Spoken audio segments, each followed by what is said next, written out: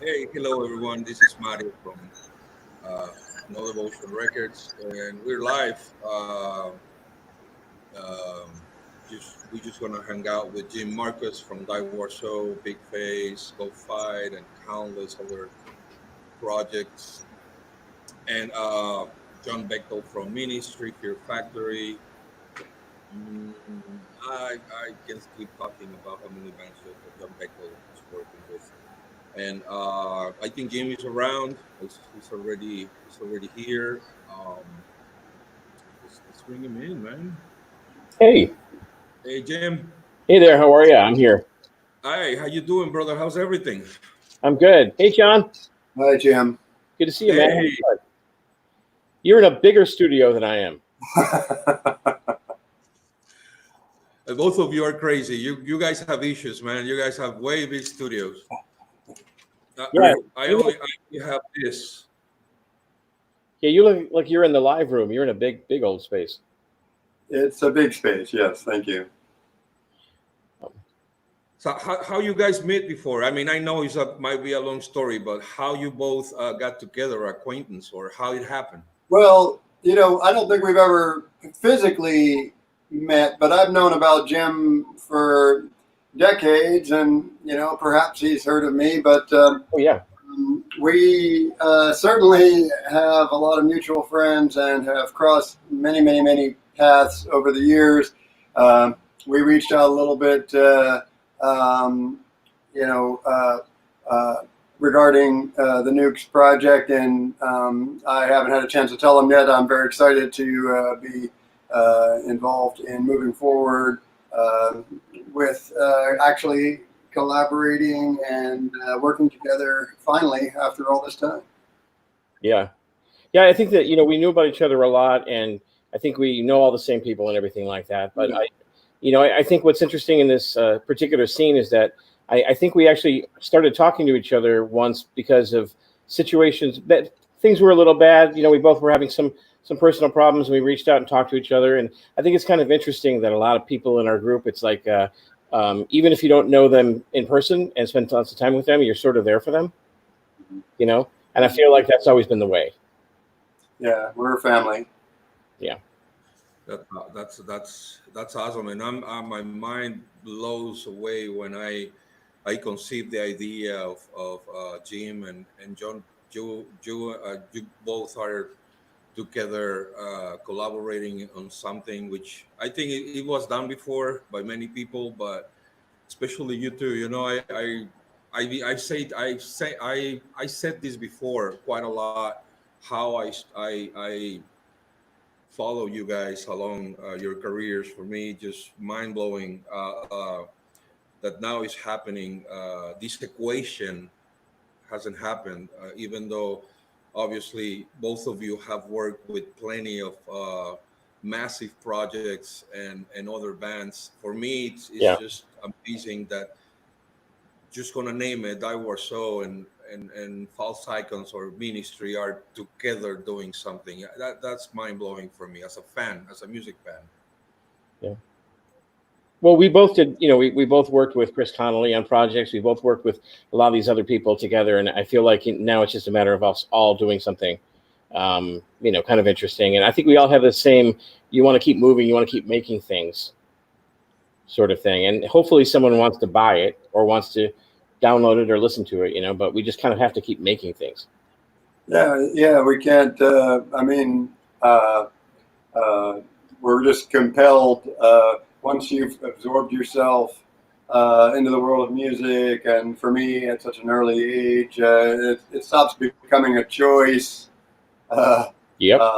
it stops becoming something that you want to do or feel like doing. You need to do it, and when I remember when Napster happened. I mean, I've been hearing a little bit about it, but someone came to me and they're like, "Oh, I read in the New York Times that music is dead as we know." I was like, "Oh, really? Oh, that's terrible." But here we are, 20 years later, and and and people said rock is dead, and metal is dead, and industrial is dead, and punk is dead, and all of these things are very much alive. So we're cockroaches, man. We're cockroaches. We kind of Yeah, the death of music was pretty exaggerated. I think that what's interesting is this is such a great time right now to be making music because me with being without a label hanging over me for a while now, I don't really have anyone saying change this or change that, and what ends up happening is it's hypnotic to put a record out because it's terrifying. It's like jumping out of a plane. You put a record out and you feel like what you're saying is this is the best I can do. I don't have to put a record out. I can wait and I can keep on working on it. So when you put something out, you're basically saying, this is the best I can do. And it's just like jumping out of a plane and it's intoxicating, It is. It is. Yeah. Well, I mean, it's scary. Like you said, Jim, I'm sure all of us can identify with kind of being a perfectionist and just like we used to always say, oh, well, this is just a demo, or oh, it's not done yet, or oh, I got to redo the vocals, and we're always making these excuses and then it's not ready. But I think maybe deep down we were just kind of like, I mean, well, I truly did feel, maybe it's not ready, but people would always say it sounds great, like get this out, and so I started to listen to those voices and decide, hey, if not now, when, and for me, I guess after working with all these other bands and having varying roles and whether it was live or in the studio or a little bit of both, for sure, False Icons was the first time that I put myself out there as like lead vocalist, lead songwriter, producer, composer, engineer. So I mean, when you're just playing keyboards in a band, you can just be this shadowy kind of guy in the background if you want to be, but yet when you're the focal point, then yeah. So I mean, some of the early criticism. I remember one comment on iTunes was like, "Hey, 1994 called and wants their album back," and I'm like, "Hey, I actually wrote one of those songs in 1994, so I'm kind of with you." Yeah, that's crazy. And that's why it's just you put something out, you're like, this is fucking finished. This is not. I'm listening to it a few more times. It's a demo, it's whatever. This is done. And we don't have record labels hanging out anymore, like big record labels who put tons of money up for something to say, well, we need one more single on this, or we need this, or with that, or whatever. So no one tells us what to do. And I think that's one of the things that I love about music right now. It's like I'm hearing a record and I'm hearing exactly what the artist is willing to do and what they want to do. And I'm not hearing the record label sitting here saying, I don't know, I don't want to hear a single. I want to hear this. I want to hear that. I'm hearing something more pure than I had before. Working with Ministry, for many, many years, Al often said the same thing. He was like, he was always under pressure to deliver and make deadlines and compromises, and then having to live with, the kind of, I wish I had more time, or I wish I did this or that or the other thing, and now, for him, to finally, he has his own studio and can work kind of at his own pace. He's like, I'm gonna do it right. I'm gonna take the time I need. And for him, a career musician, to finally come to that point is incredible. For me, like I said, I kind of came into it as a contributing member, live member for decades until I was actually, in the position of being, doing something of my own and being in charge. But yes, it is a little scary to say this is done, and at first I just had to kind of just do it. But now, over the recent years, I've been coming to this amazing point where suddenly, I just get to the point where I'm like, this is done. It's not like I'm just saying, and it's not like, I'm just pretending it's done. Like, this thing really is coming together and it really is ready. And so that, for me, has been really fulfilling because, like we were just saying earlier, it is scary to put yourself out there. And I often wonder about other, artists, painters, writers, everybody, when they finally say this is done. And it's something that doesn't really get talked about too much in the industry. People don't really think about it. And for that matter, our whole, kind of career, people think, oh, it's amazing. You get to travel the world. You get to work with all these amazing people. So exciting. And sure, it has had some incredibly rewarding and fulfilling moments, but they're like fleeting glimpses in between the years and years of struggle and hard work and frustration. And all of us who have made accomplishments have had, opportunities that kind of didn't come together or fell through, or things that we were excited about that just never happened. And so any success story, you'll look and see how much work it took to get there, and how many maybe failed attempts.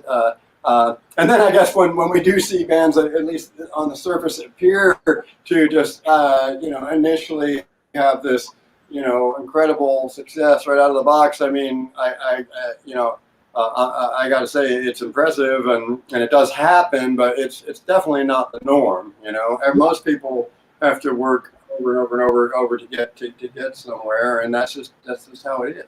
I've always been more of a songwriter than anything else. I play a whole bunch of instruments, but I'm not Stevie Wonder. Compared to him, I'm not a musician at all.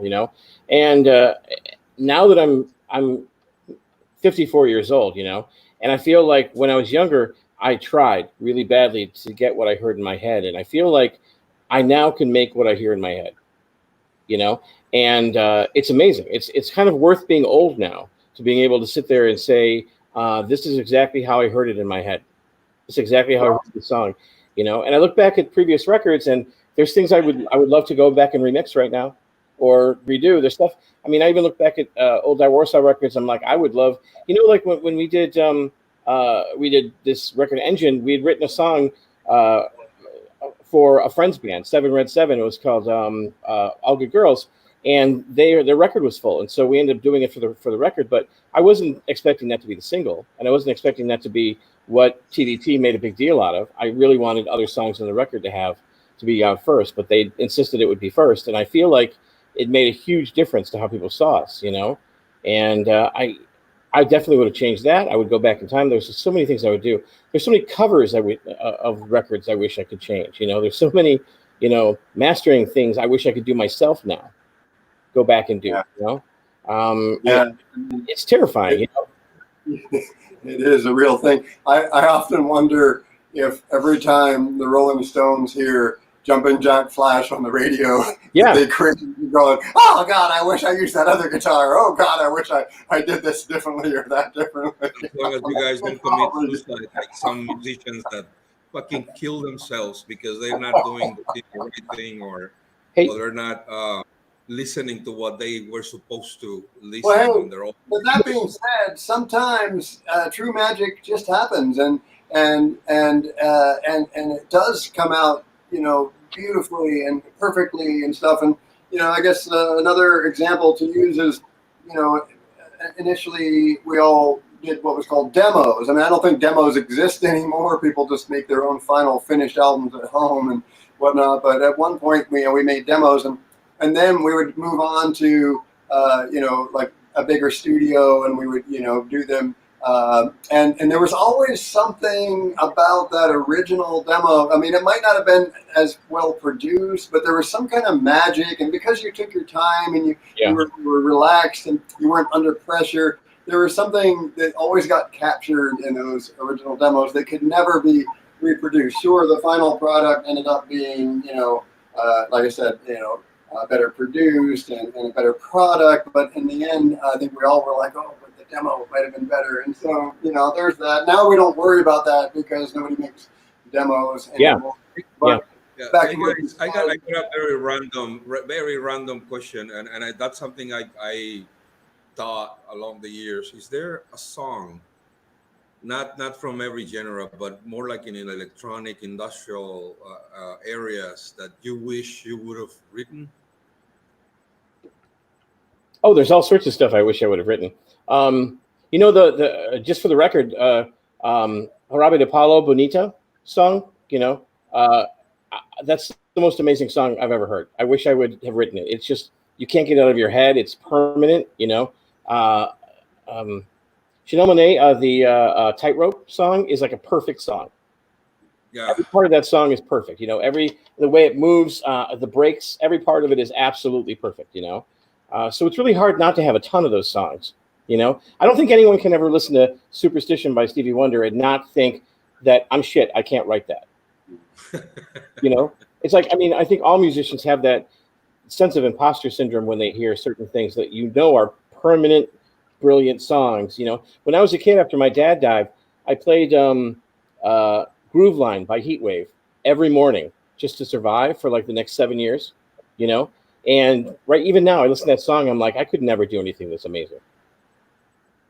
Yeah, sometimes you just catch lightning in a bottle, and it's beautiful, and it's magical. And I would imagine, like, another Rolling Stones reference would be Jumpin' Jack Flash or something. I guess the way I understood it, Keith Richards, just like stopped in some music shop and picked up one of the actual first fuzz pedals or something, and he pulled out that riff, and it's iconic and has stood a half a century in our minds, and it was something that probably happened in a matter of minutes. It was kind of very just spontaneous, but yeah, those moments are amazing. And I remember reading at one point that the Bee Gees wrote all of Staying Alive in a week and a half or something like that.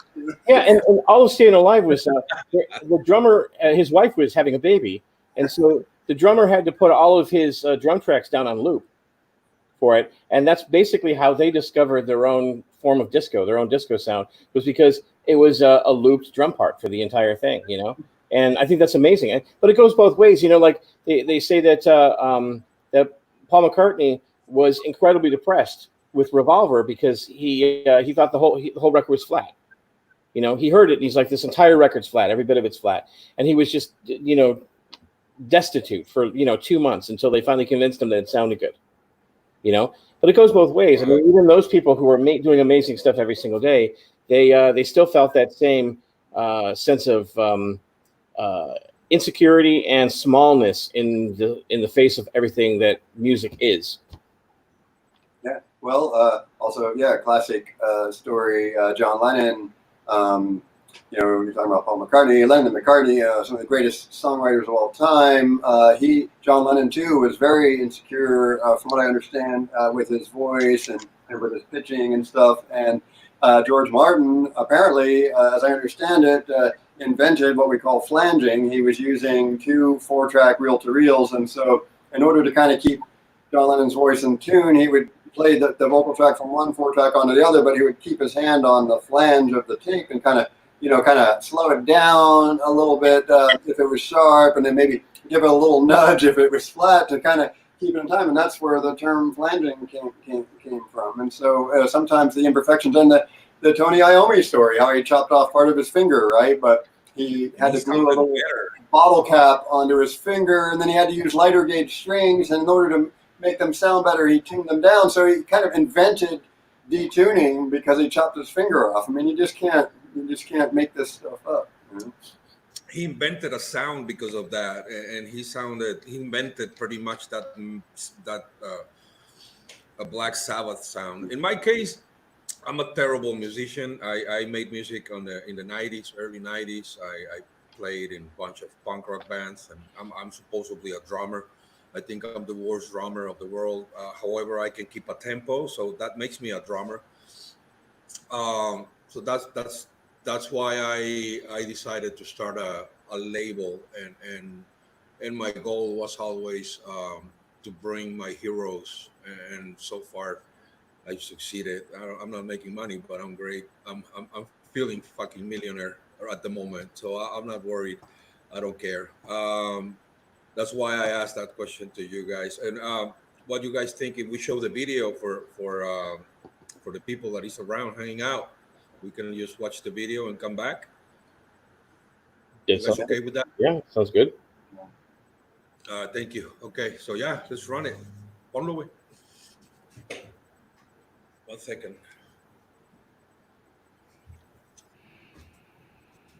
Está muerto. Y tú también.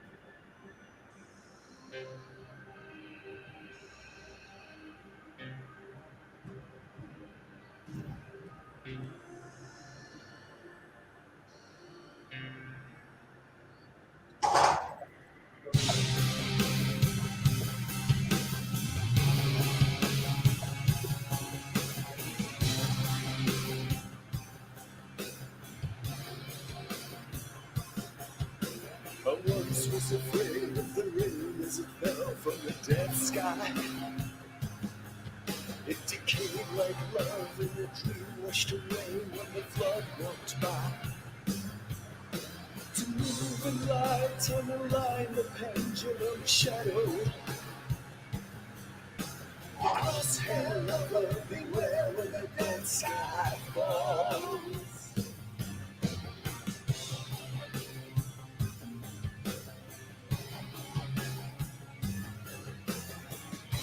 We're all marked with hows, now the angels evacuate. Now they fall like stones on the corpse and they die as they punctuate. To fall down there, let the secret stare, let the backlight bite. The crosshair lover, beware in the dead sky at night.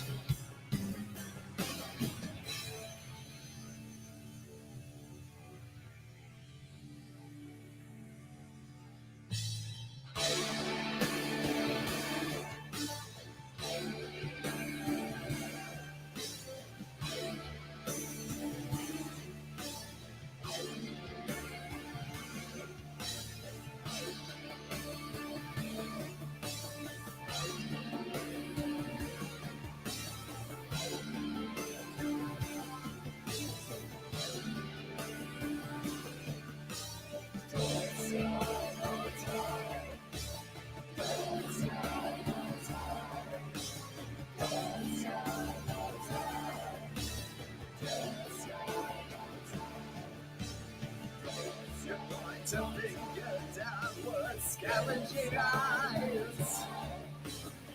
Increase the foreground, imagine earthquakes. That's the great sound. Oh, when you choose to drift toward the dead sky. You walk your waking bear.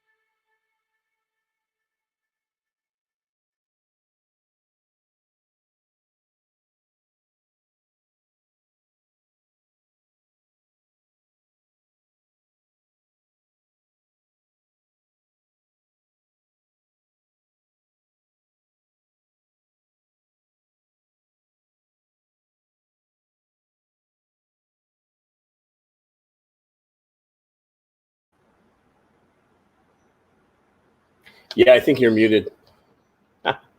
I was sorry about that. What do Okay. you guys think about the video? I personally People are not am asking very the right proud of it questions. and They're not proud of my asking the right friend questions because they Ramon. kind of think they already know the answers. Technology is being Are you used hearing? that we would never believe was possible. Ahí voy, algo está mal, ¿eh? I think that something's still Can you going. guys hear me? Yeah, I think something's still going over there. Oh, looks like it's done now. El video, quítalo, güey. I think we're good now. I think the video was still running or something. Yes. Yeah, okay. So I was saying I'm very happy. I personally, I think it's wrong for me to say it, but I'm blown away by the video. How you guys feel about it? I think I'm sorry you're not in it, Jim. But no, but that's okay. But I just think that Chris, I think Chris, I need to see Chris happier. You know what I'm saying? I just need to see Chris a little happier. You know, he's happier when he's in the pool. was that Jim? Sorry. I'm saying I like to see Chris a little happier. He's happier when he's in the pool. You know, we should do a video with all of us in the pool, just hang in the pool because everyone's happy when they're swimming. That's true. It would have been nice to see him in a swimsuit. John, I think you're muted. John, can you hear? There you go. You're good. Yeah, because of the video was playing. So yeah, I mean, this was a unique form of collaboration. We've been doing long distance collaborating for a while and file transfer types of things, but there's definitely some kind of connection and bond and chemistry. And many of us have worked together or have worked with people who have worked together and feel, a sense of connection. But when you first sent me some of these tracks, yeah, I listened to them, and this one really stood out as something that had a lot of room, to grow. It was very atmospheric, and you could hear Chris's voice, and it wasn't too busy. So I felt like that I was able to really just jump in there. I did that in like 2 days. Start to finish the work that I did. I mean, I eventually, mixed it and mastered it at a later time, but that too went very quickly. This song just really just kind of had a life of its own, and it wasn't really like anything else that I'd worked on. I've worked with Chris before, in Murder Inc. and I know what he's capable of, but this was just a chance, for me to just kind of do my thing, and the way you put it out there. And initially, we talked about it moving on to other people, and it just felt like whatever I did just kind of brought it to that final stage, and so we were able to complete it very, very quickly. And like Jim said earlier, sometimes when we first started out, we would hear ideas, but we couldn't quite make them happen. We heard things in our head, and that was like me totally. I used to just hear music in my head, and I would try to like bring little notepads or like dictaphones or things to try to capture it, but it was always really hard to like try to like put it to instrumentation and stuff. And I feel that that's one of the things that I've really mastered over the years is honing those skills. And so when I heard this track, I just kind of felt like I just knew exactly what it needed to do. And I remember talking to you, Mario, about I was even kind of like a little nervous about the guitars. I was like, I introduced those later, and I didn't even send you a mix with them right away because I was kind of insecure about it. But I just felt they needed to be there. And then when I sent you that track, and you were just like, yeah, that's great. And everybody, Chris was like, oh, that's amazing. And I've worked with people over the years where everything that you do isn't always necessarily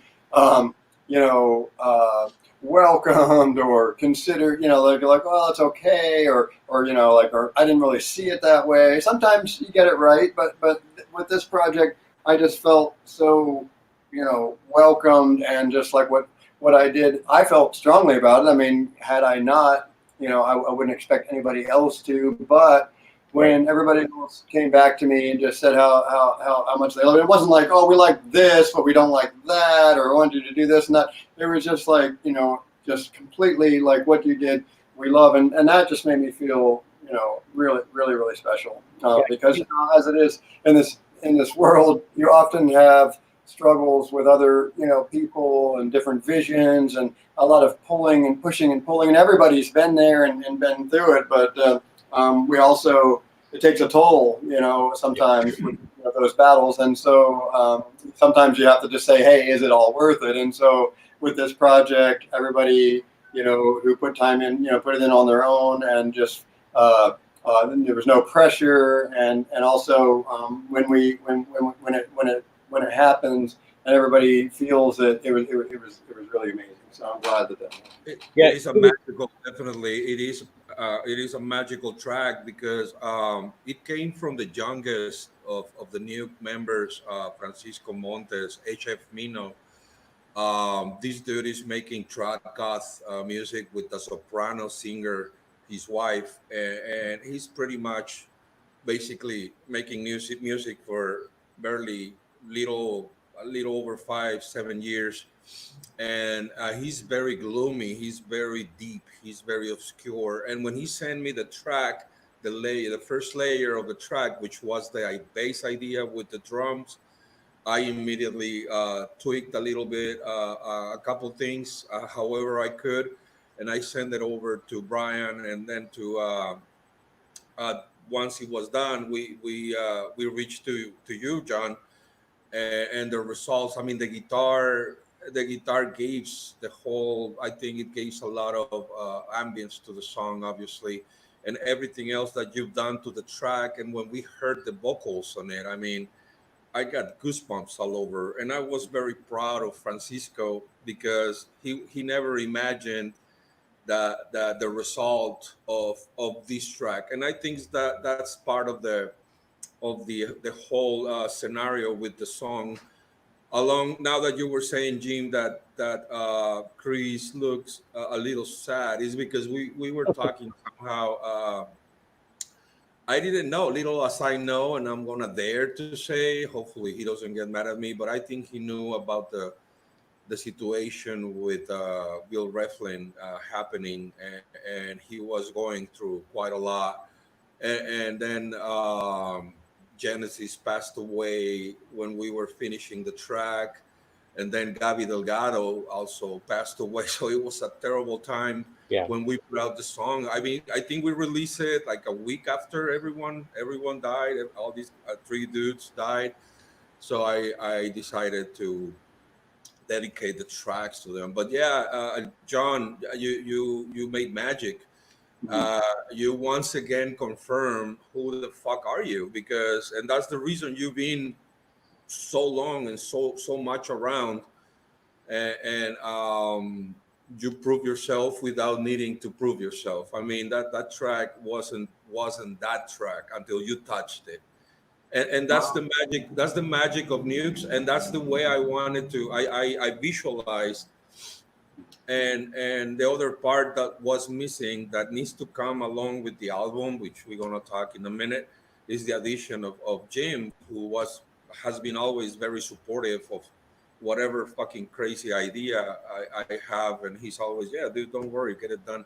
Yeah. Um, Yeah, you did a great job, John. It's definitely an atmosphere. Yeah, that's probably the number one word I hear. Like Al often says the same thing. The work I did on the last Ministry record, American, and he was like, yeah, you've really got atmosphere mastered. And I started out, early on synthesizers in the early '80s, and went to college for electronic music. I learned music production. I learned a lot about sound and the physics of sound. And then with the advent of samplers, I was on the forefront of that, and we were able to capture sounds that we just couldn't create on synthesizers. And after moving to New York City in the mid '80s, I started working with different New York City producers as a programmer and writer, and accumulating, some of these, vintage synthesizers and sound libraries. And when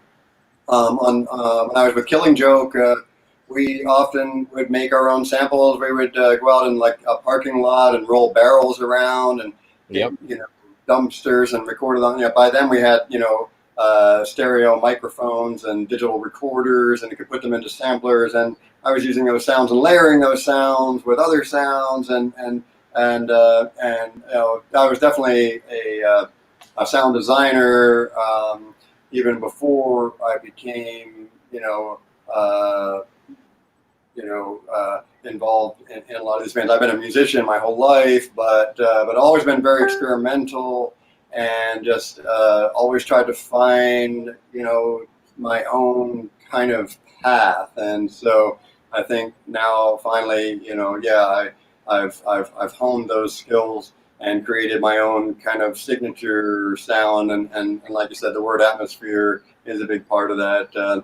I used to, I think like many musicians, I was very insecure, and I grew up, playing Bach and Beethoven and Kraftwerk, and there's so much stuff going on. So I always felt like you had to overcompensate, and I had all these synthesizers, and I was layering and layering and layering. People would sometimes just say, just too busy. There's just too much going on, and I had to stop and just think like, wow, like most people, most listeners, they don't think like I do.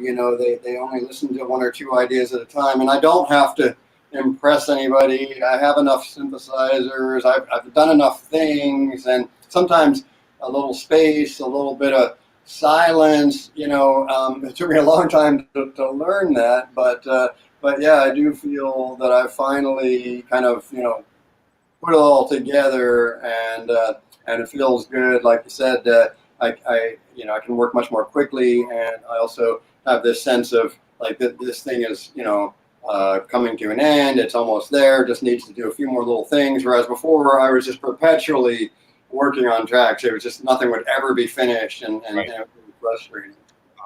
Awesome. How you visualize the? We got like 4 more tracks done. I think 5 tracks done, and John, it's gonna start as soon as he's done with 1,000 things that he's going Yeah. right now. We're gonna get a couple more tracks, but in this case, you, Jim, have you visualized how the album will come out? Do you have an idea or a vision of Um, how you want to see it? Since you are now the label, so yeah. And that's scary, isn't it? I think that when I had started, it's weird because when I had started Pulseblack Records, it was specifically for a reason. We were on TVT Records, and I was working with Sister Machine Gun, and oh, wow. we did this single called Nothing. It's a really fun song. It's a really good song, and the record label had spent like uh, uh, basically all of the money on remixes on ridiculous people that didn't really come through. And so we ran the studio, did a couple quick remixes that that I really liked a lot. We did something I loved. And then the record came out, and there's the word "fuck" in there, and it was beeped on every version of the song. They'd beeped it, not just the radio mix. They beeped it on everything.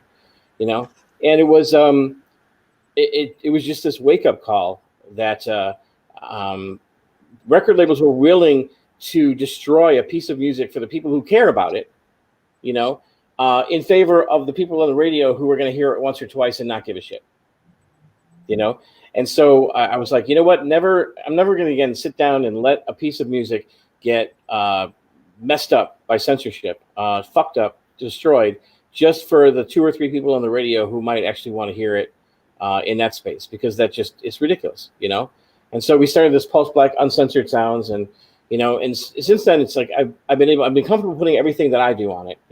Some things that friends of mine have done that I really am behind, that I really love. And this is the kind of thing that I think I really want to be able to do on it. From people I care about, that I really like a lot, that I have a lot of respect for, a project that I have a lot of respect for, something that I think is going to sound great, and really it's just something that's going to be around for a long time. Like as I get older, I'm becoming much more aware of the staying power of a song. And I think that the people on this record, certainly, people like John, people like Bon, people like Chris, Connolly, people like Erie, these are people who know that music is supposed to last forever. Yeah. So I'm really comfortable putting a record out if I know that it's still going to be relevant 30 years from now. That's hot. That's awesome. Some of the best music is literally timeless. Yeah. You might not even be able to pinpoint, where it's from, maybe through production, techniques and things. But yeah, that's the beauty of it, and that's one of the things that I hate about, let's say, like formula music, or when bands are like, oh, this is popular, we need to sound like this, and people will tell me you need to sound like that, and I'm like, there's a million bands that are doing that. We don't need 1,000,001. And as much as it's important to be original, I mean, of course, we all have influences, and we all have themes that we hear and we identify with. So yeah, if music was just too original, I mean, nobody would connect with it. But when we talk about original, we mean trying to integrate familiar themes and influences, but somehow make them our own, and have something to offer, unique, that only we can offer, that not a million other people could do, or a really good song transcends. You know, a really good song has a life, regardless of how it's done. You know, when you do a remix of a song, you know, it's really great to get a song where you know this is a timeless song. I can remix any way I want because no matter what, it's a good song at the heart of it. You know, when we worked on, we had the Star Wars record called Convenience, where almost all of the songs were written. The original part of the song was written on a piano at a hotel during a snowstorm. You know, and I sat there and wrote on a piano. And I think you can kind of hear a little bit in the record that all these songs were kind of just that they all started that way, right? But they all became radically different things as they went off in different directions. But the core is, for me, it's always been, if I can sit down on a piano and write a song and it's a good song, it'll go anywhere. I can do anything with it, you know? And being timeless to me is just about having a good song where someone could sit down with a guitar or with a piano and they could, you know, when I did, we did this Go Fight single a while ago from our next record called Dirty Fucking Pretty. And a friend of mine and I just sat down and played it on a guitar and a live bass and a live guitar and with nothing else around. And I think it sounds good. You know, it's a song, you know, and I feel like that's the thing. It's like, pardon? It's more pure. In a way. And I think what's great is it just outlines the fact that like, this is a song. It's not a track, you know? And like, I'm very comfortable with this record that with the, you know, dealing with the NUKES record, because it's not a bunch of tracks put together. It's a bunch of really good songs that have a life, and they'll have a life 30 years from now. You know, I think that's what's important. Well, that's the goal. I'm very impressed. I'm super proud of the results. When I was trying to put this thing together, I was thinking, yeah, we're gonna do these aggro, techno industrial anthems, you know, for the stampers and blah blah blah. But once I got the first 4 or 5 tracks with Chris's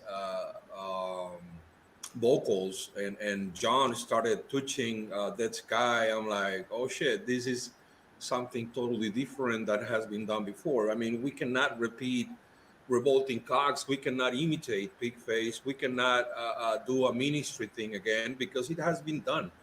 What hasn't been done is the way it is worked, you know, the way it's produced, not guided by one guy, one producer, but many like you guys, you know. I mean, Nukes has the best of the best. I can probably show off about that. Sounds myself, but you guys, it's just fucking unbelievable. And if John on his own, he basically gave birth to these atmospheres, to these results. I just can't imagine what's going to happen when you also get involved with the production and how things are going to Yeah. develop. Let's not forget Ari Locke has been doing quite a lot of remixes for everyone, and production for a lot of people, but he's a very busy guy. And we got Mark Baus from Attrition, one of the pioneers. I mean, Coil opened for them back in the Yeah. day. I mean, that's fucking mind blowing, you know. So yeah, that Sky for me, it's a prime jewel in my opinion. For It's a trophy if you allowed me to put it that way. Um, it's just crazy, man. It's just a crazy. You did an impressive job, John. I just can't wait for the whole thing to come out and for Jim to touch it. I mean, this is just something beyond my imagination. Yeah. Well, I mean, the hope is that, you know, people will appreciate what's there, you know, and, you know, feel like when we work in this particular arena of music, the whole goal is that someone picks this up and says, this is my favorite record ever, you know? And I know that that's the trade-off, you know? It's like we're not selling millions and millions of records to people, but we're potentially giving people their favorite song, you know, or the thing that gets them through something, or the thing that makes it possible for them to do something, you know? And that's all that's important, really. It's not about the millions of people. It's about that one person or those two people, you know, who really internalize what's going on, and it's important to them. Yeah, well, I mean, I think that one of the things that I found with the whole kind of touring and being this kind of public figure and playing in front of all these people. Uh, I often hear people say, "Oh, like that's so exciting and it's so amazing." And I hate to say this because it is. And like I said, there are these moments where you feel like, "Hey, I'm on stage with Al Jorgensen," or "I'm on stage playing my favorite Killing Joke song with Killing Joke," and those moments, but they're so few and far between the mundane, long, travel and just the boredom. And sometimes, the things like sitting and signing things for people, it's supposed to be this, amazing thing, but I don't feel connected when I do that. I almost feel that those are the most superficial parts of it all. So doing the music and having people connect to the music, when people say to me, what the music does for them or how it's helped them or how it's moved them, those are the moments that truly give me, satisfaction and make me feel like it's all worthwhile, Right. Not necessarily the things that most people would think are the most fulfilling parts of it all. But yeah, one time I was doing an interview with my band False Icons. We're much smaller band, playing small venues, and it's very modest. And this interviewer was saying, just last week, I was interviewing a band, and I asked the keyboard player who his favorite keyboard player was, and he said John Bechtel, and I'm like, oh my god, like I didn't even know people even really knew who I was. That was just so bizarre. And one time I was on a airplane flying somewhere, and this kid next to me says, "Mr. Bechtel?" I'm like, "What?" Yeah. Like, "Aren't you the keyboard player from Fear Factory?" I'm like, "Yeah." You can call me John, But those are the most bizarre moments. And one time recently, I fly out of Harrisburg here in Pennsylvania, and this guy said, "Aren't you the keyboard player from Ministry?" And I was like, "Yeah." And he goes, "Well, what are you doing in this shithole?" And I said, "Well, I live in this shithole." I'm from here. Those moments, One time I was getting off a plane, and the pilot saw my Ministry, handbag, and came running after me. And he goes, "Hey, are you going to go to the Ministry show?" And I'm like, "Yeah, I'm going to all of them." It's like, what? Yeah. Bragging rights, man. You guys, both of you. I will say every single Nuke member, and in your own right, you guys got bragging rights. But what people don't know is how humble, how stupidly humble you guys are. I'll say that with all due respect. You guys are fucking amazing. You guys don't take it seriously, obviously, but so many fucking stories, guys. I mean, Yeah. you guys Well, have books and books to write about your stories, guys. yeah, I mean, I'm still, some of the things that I've done, people are still talking about them. For instance, with that Prong Sepultura Pantera tour in '94. I mean, that was like at the height of Pantera's career, and for that matter, Prong and Sepultura, and 26 years later, people still come up to me and talk about that tour and for instance, the work I did with Killing Joke, which would have been like 30 years ago. I played on the Extremities album, and people are still talking about that album and some of those songs, and so that to me, I think about all the things that have happened in my life since then, and all the things that I've been through, and that people are still talking about something that I did 30 years ago. That just really blows my mind. But it's I kind of feel like the other side of it is the stuff that I remember more. Like I know when James Woolley, who passed away a little while ago, called me once after he was playing keyboards with Nine Inch Nails in Germany. They were opening for Guns N' Roses, and people hated them so much they were throwing sausages at them. And James just really not used to being hated. He's just a super nice guy, and be on stage and have people throw sausages at him was horrible. And he was just actually breaking down, talking about how they. And I thought originally he was joking that they were throwing meat at them, but apparently it was the truth. And then I know just a couple of years ago we went to play a show up in Upper Peninsula, Michigan. I'm not sure if you've ever been there, but it's very far away, and the people are very, distant from everybody else. And for some strange reason, we were playing this giant hockey rink opening for a band called Fuel, which is as far away from us as is humanly possible. And we started, and I realized that we were playing the song "Fuck Like a Movie Star," and that every single time we said the word "fuck," which is said about 87 times in the song, everybody in the audience was like wincing. It was like, oh my, like we don't talk like that up here. And afterwards, I got a ton of Facebook requests from people who said, "You guys were the worst thing I've ever heard in my entire life," And like I think I'm still Facebook friends with a lot of them, but so many of them were like, "Yeah, you guys were terrible." And then the headlining band was like, "I don't think you guys were so bad," but everyone just hated us so badly. And every once in a while, you kind of look at a group and figure out like, why are we hated so badly? And it hits you exactly what's going on in that room, And that I'm never playing a hockey rink again, I think, But those are the things I remember. I remember the playing shows to 5 people. I remember the times when people will tell you straight up to your face how absolutely terrible they think you are, and walk away. And it makes you realize that, we're not going out there playing normal, I guess, rock and roll music. And, we're not playing something that people are used to hearing maybe sometimes. And, we're not taking things easy and cheap sometimes. We're trying to do something different. And because of that, sometimes people are going to just hate it.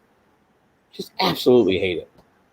Yeah. Well, sure.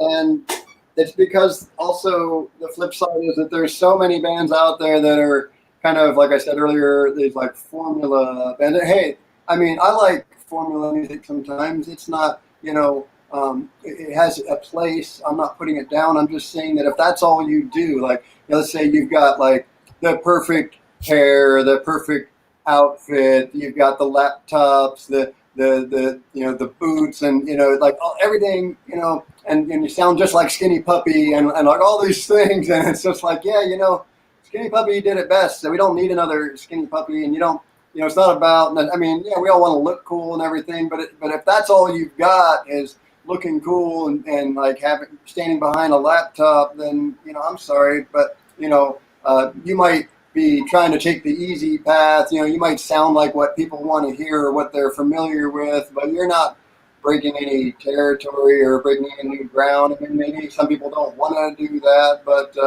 one of the most interesting comments I heard recently was with my band False Icons. We were playing in Chicago, and a guy came up to me. See, we use guitars, so industrial people kind of hate us, and we play with a lot of metal bands, but we're not really metal, so metal people don't like us. We haven't found our true home just yet. But this guy came up to me and he said, hey, I get it. I see what you're doing. I do. And he said, I wouldn't necessarily admit it in public, but I get it. And I took it as a compliment because I totally understand what he meant. He meant because, in some of these, like clicks, with industrial music, like I said, you can't use guitars, and you have to look a certain way, and you have to act a certain way, and you have to be angry, and you have to talk about how somebody made you angry. And it's like, no, doesn't have to be that way. And this guy was just kind of trying to tell me that he appreciated that I was trying to do something, and he got it. He heard, I mean, there's a lot of influences in there. I've been in all these bands. It's impossible not to kind of through osmosis pick up stuff, but I never tried to sound like any of the bands that I've been in. But at the same time, there's fundamental elements. And besides, I was a fan of Killing Joke before I was in Killing Joke. I was a fan of Ministry before I was in Ministry, so I can come at it from different perspectives, and so sometimes there's just common themes, like that people identify with. And so, when that guy said that to me, I totally knew what he meant, and I didn't take it at all. And he didn't mean it as to be derogatory, and I didn't take it derogatory. But someone, probably someone else would probably be like, "Wow, that was really offensive." Like, no, I know what he meant. Yeah, when we were a long time ago in Del Warsaw, we were we always ended up bouncing around because we were on the same record label as The Cure, and so we always ended up bouncing around to record labels when The Cure's when they when Fiction went to a different label. So we found ourselves, now we're on Elektra, now we're on Electra Atlantic, now we're on Polygram. Now, we were bouncing around kind of like right next to The Cure, and the guys from The Cure didn't like us very much. And we would open for a bunch of bands that were on the same label sometimes, right? And so we're on tour with Jesus Jones, who I liked. I thought they were really cool. We're opening for Jesus Jones, and they had that single that hit out Right Here, Right Now, And I remember we played the first show we played with them. They had never heard us before. We got up on stage and we played right before them, and it was one of probably our darkest, most crazy, messed up shows, and they started playing afterwards, and they come backstage afterwards, and one of the guys from the band, they're staring at us the whole time, right? One of the guys from the band, he's like, "So, what do you guys call all that?" Like they had no clue what we were doing. I don't think they got to like us any better throughout the rest of the tour, But it was just really interesting because you do all these things, you play with these different people, and you have no idea the bands you're going to really gravitate towards and really love, And some people are just going to really hate you. And so much of it is about how willing are you to cross genres with the stuff you love, To say that's wonderful, not my genre, but it's wonderful, Yeah. And there's a lot of people out there who aren't that willing, Yeah, sure. I mean, Ministry has had that experience. For instance, we play Wacken. It's like the biggest metal festival in the world, right? But these people, they're not necessarily, they don't quite know what to make of Ministry. Sure, there's plenty of Ministry fans, intermingled there, but yeah, we don't fit into that typical mold, and even like when I was in Fear Factory, we played these festivals with like Blink 182 and bands like that, and so people had no idea what to make of us, you know what I mean? And those are the moments that I appreciate sometimes the most, because you feel like you've got the most to prove, and you've got it's easy to play in front of 100,000 like hardcore fans. They love you, but when you've really got to work it, and you're playing in front of people that don't know, have never heard of you, don't have any clue about what you're doing, and if you can win over, not all of them, but if you can reach out to some of those people and change their life, that to me is more exciting than say necessarily playing to just your fan base. Years and years ago, I mean, Genesis recently passed away, but years and years ago, he was in town and we were at a Thai restaurant together, and he had just come from a festival that Psychic TV had played, and we were sitting there eating, and he was starved, I was starved. We were sitting there pouring food into our mouths, and I'm like, "So how did the festival go?" And he's like, "They hated us. 7 people loved us. 7 people really loved us, but they hated us." And he was really fixated on those 7 people. But apparently most of the rest of the audience turned their back on them when they were playing. It was this like electronic festival, and they just turned their back. But 7 people in that audience loved him. And he really loved the fact that those 7 people they danced, they had a good time, they loved him. Yeah, that's a challenge when you go to places where you're not gravitating to people is not gravitating, or they go specially to see you. It's a challenge, but it's a big triumph coming out with at least one fan, one person Yeah, that comes. It's just an amazing thing, and we've all played the I same mean, people. We know what it's like. Yeah. me too. I DJ'd for the bartenders, and Yeah. that's it. I've done it, so I have fun. I don't drink. I'm sober. I've been sober for 20 years, and I quit drugs and all that. So I'm playing this gig at a bar in Sacramento or Oakland. I can't remember where I was, and I think I went on too early myself, and there was more DJs, but it was only me, another DJ seated, and like three bartenders. Yeah. So I'm playing my set, and the guy comes with a little tray with a big old beer and a couple lines of coke, and the guy goes like, "Hey man, enjoy yourself."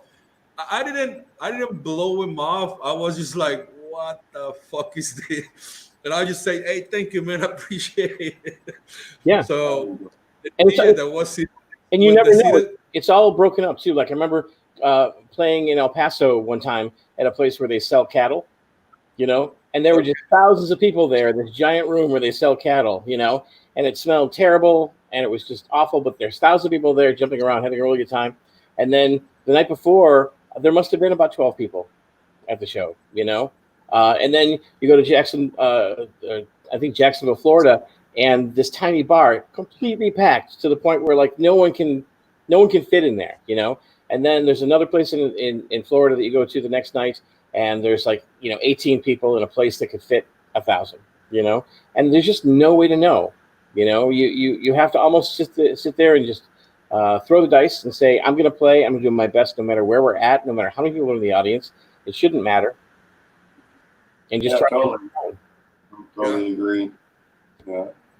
yeah, Well, and for me too, it was funny playing in all these metal bands. I'm not even a metal guy. I never listened to metal. I grew up on electronic. I liked hardcore, punk rock, but I always felt kind of like a stranger. We toured with all these metal bands. I was like typically the only keyboard player on the whole tour, so I always felt kind of lonely. And then one time we played like Mariluna or something, and I was like, oh my God, I feel so at home. Like, other people, doing playing keyboards and doing this kind of music, and sometimes I've always felt kind of like I maybe I belong somewhere else. I don't know, but we all just end up on these paths, and so what I've done has been rather unique, but at the same time it's been sometimes lonely. And then when I do get to meet people, we worked with Gary Newman, for instance, Fear Factory. We redid Cars, and Gary Newman was a part of it. And for me, that was really exciting to work with someone that I idolized and was so like such a big fan of. And one time we were playing a metal festival, and the Creatures were on the bill, and I remember seeing Susie and Budgie at catering, and they just looked so kind of like miserable and depressed. And I just went over and talked to them, and for me, because like the headlining band was Man of War, so I remember it was such a special moment, and they were so thankful, that someone, that they recognized who they were and was, polite and come up and talk to them. And so those moments to me are so fulfilling and rewarding. That's amazing, man. That's amazing, and I'm sure you have thousands of stories that you could share. We lost Jim for a second. Pretty sure he'll be back. Yeah, man. Well, this is amazing, man. This is a great thing that we're doing. We're getting to do this. We are a little bit past the hour, and I know it's hell of late. Where you at right now in Chicago? I think we are. I have a little problem with it. Oh, that's cool. We're like 2 hours. You guys are like you're at 10 p.m. I'm on East Coast time. Yeah. Oh yeah, I know we're running out of time. I just want to say, I really appreciate the chance to work on this and actually kind of put this out as well. So, awesome, Jake. Thank you. I'd like to chat with you soon. So let's keep in touch. Most definitely. Cool. Thank you, Mario. You did a great job tonight. Thank you, guys. I hope we can do this again soon with other NUKES members. Joey works at the hospital, so he was called last minute to go to work. And right now with the pandemic, I told the guy, you know what, dude, go take care of you are needed. So I told him to go ahead and do his job. Well, let's do it again soon. And Jim, so great to finally really get to talk to you. And I'm very excited to work with you. So me too, man. Looking forward to it.